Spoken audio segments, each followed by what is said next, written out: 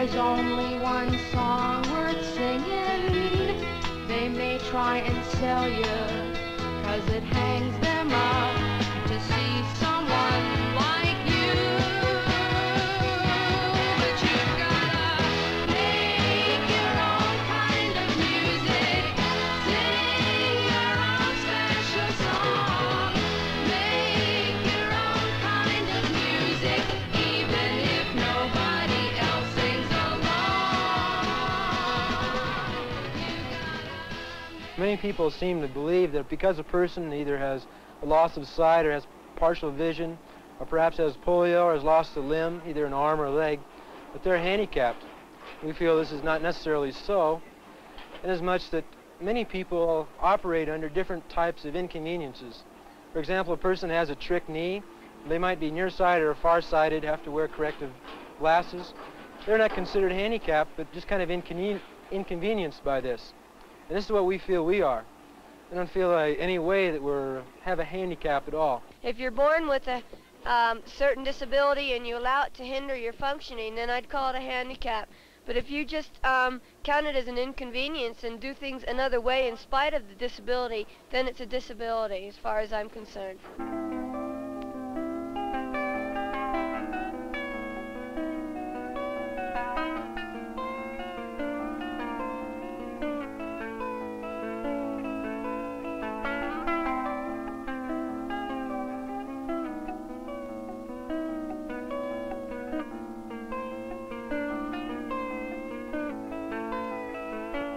Basically, like when people say, well, your program, which you have, is for getting people going.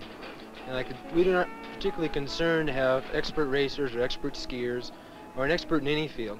What we want to do is to utilize sports and athletics as a vehicle of rehabilitation, to get people on the road to feel that they're really worth something, that they can do the things that they set their mind to doing. People have a stereotype outlook on a handicapped person of any type, and they leave it at that. And I feel a handicap is only as much as an individual allows it.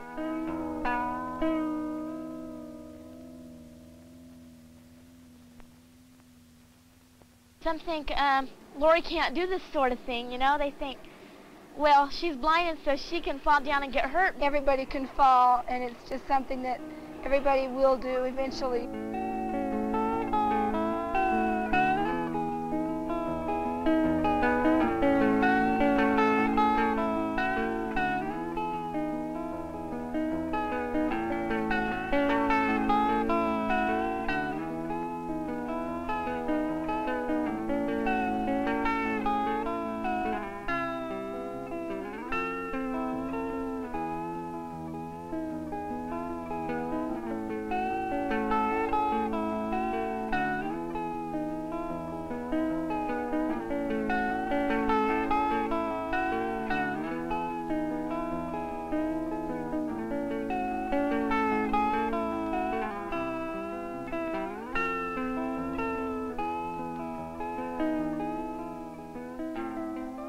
When I'm going down the hill, I worry about things like, do I look right, or am I doing what I'm supposed to be doing, or is my posture right, or are my skis together?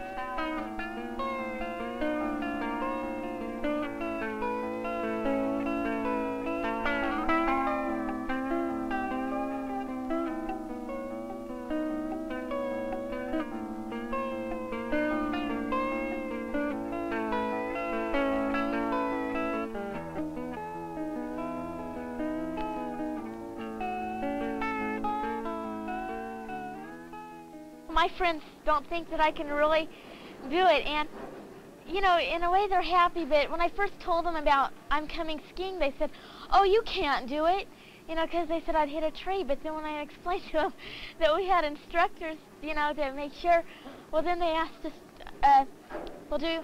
well, how do you know your instructor's always right? And I said, well, you just have to trust him. Traverse left. Mogul coming up out of the turn. Little more to the left.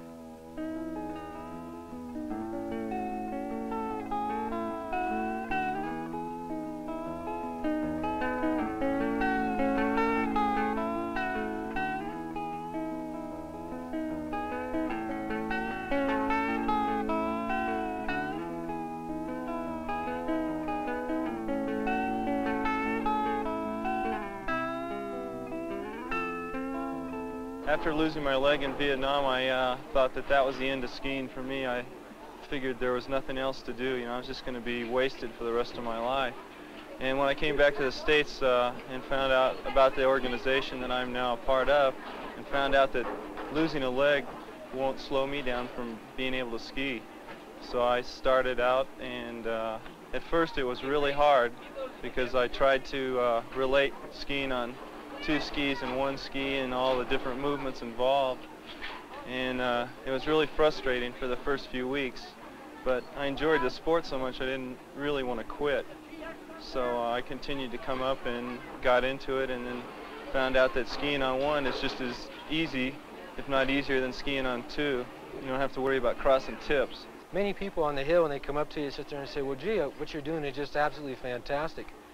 A lot of us, it's I guess it's a little bit ego building, but after a while you get to the feeling, well, we're just human beings doing our own thing. There's nothing very special to us because we're just kind of into it. Just the standard amazement that people show when they see us skiing, the things that we do when we're out jumping and hot dogging a little bit, you run into it too. The people, you're not going to do that. You must be crazy to be out there doing that, and you're just wonderful in all the things that they lay on us. A lot of it, to me, looks like sympathy, and none of us really get into sympathy too much.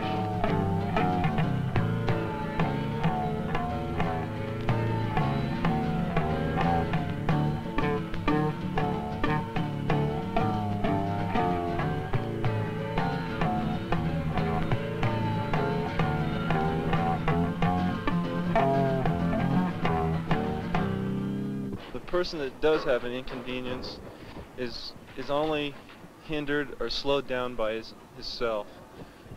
Anything that basically he wants to do, he can do if he puts his mind to it. There's virtually just about anything anyone would like to do that's an amputee or an inconvenienced person. It's possible. It just requires a certain amount of adaptation. There's nothing that totally disables us from doing something. We might have to do something a little different, but everybody has their own individual technique and style. Make your own kind of music, sing your own special song. Make your own kind of music, even if nobody else sings along. You're gonna be nowhere, the loneliest kind of lonely. It may be rough going just to do your